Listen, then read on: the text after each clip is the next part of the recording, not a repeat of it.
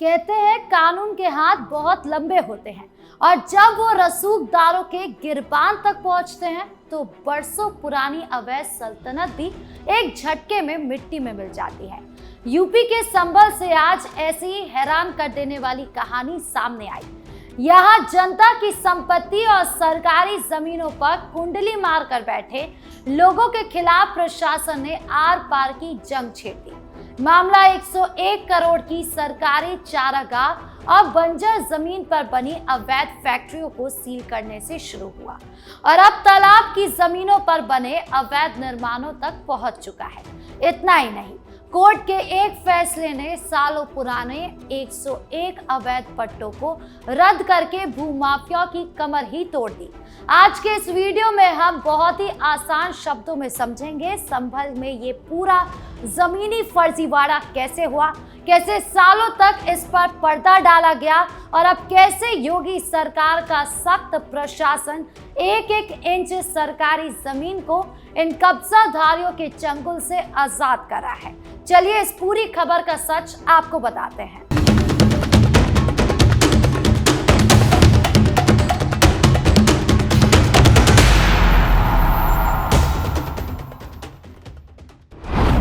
एक करोड़ की सरकारी जमीन पर बनी फैक्ट्रियां सील। सबसे पहले बात करते हैं संभल की उस सबसे बड़ी कार्रवाई की जिसने पूरे जिले के बड़े बड़े कारोबारियों और भू माफियाओं में हड़कंप मचा दिया।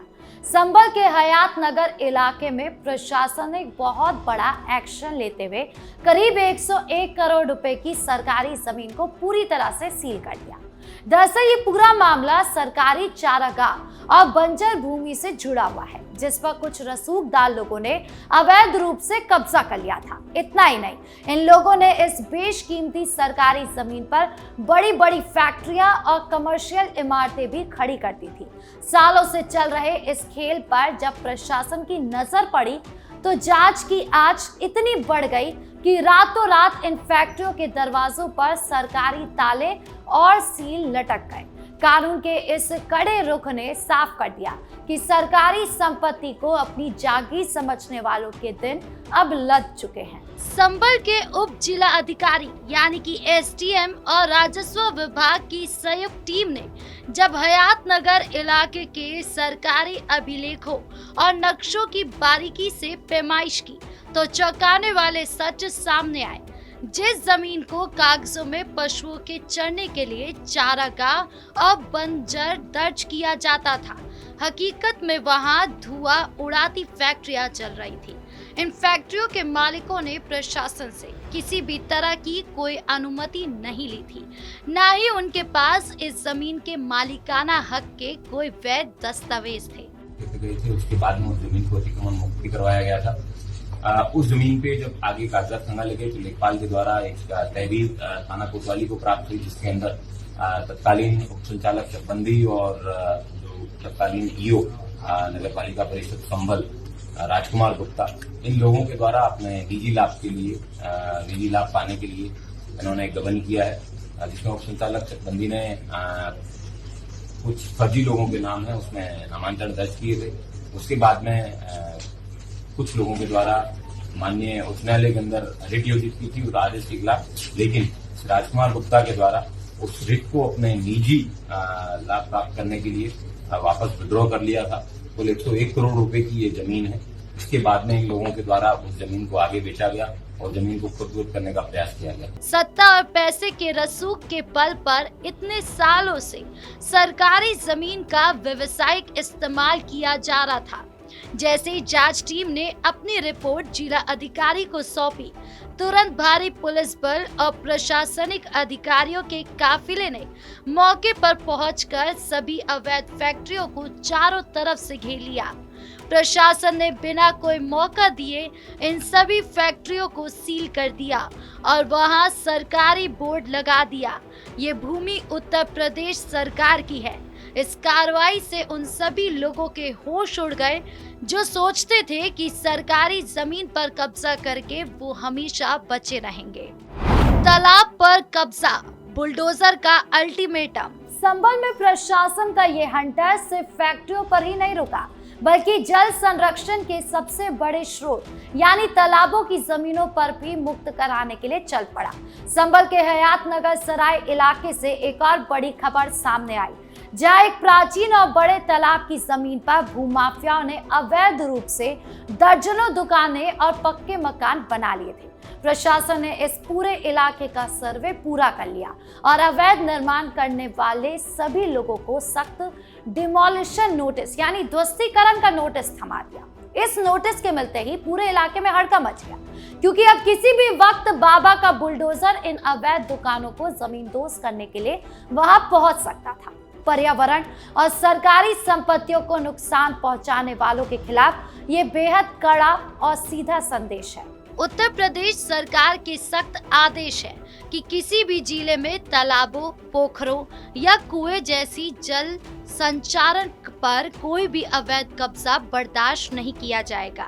इसी आदेश के तहत संभल के प्रशासनिक अधिकारियों ने जब हयातनगर सराय के पुराने तालाब की पैमाइश की तो पाया कि भूमाफियाओं ने तालाब के एक बड़े हिस्से को मिट्टी से पाकर वहां मार्केट खड़ी कर दी थी। इन दुकानों से हर महीने लाखों रुपए का किराया वसूला जा रहा था, जबकि कागजों में वो जगह आम जनता के इस्तेमाल और पानी के संचय के लिए थी। राजस्व टीम ने पुलिस बल की मौजूदगी में पूरे अवैध निर्माण का सटीक नाप जोख किया और लाल निशान लगा लिए। प्रशासन ने कब्जाधारियों को स्पष्ट चेतावनी दी कि वो या तो खुद ही इन दुकानों को हटा ले, अन्यथा प्रशासन अपने खर्च पर बुलडोजर चलाकर इन्हें ध्वस्त कर देगा। उसका पूरा हर्जाना भी इन्हीं कब्जाधारियों से वसूला जाएगा। इस नोटिस के बाद से अवैध रूप से दुकानें चलाने वाले और उन्हें शह देने वाले सफेद पोशों में भारी घबराहट देखी जा रही है।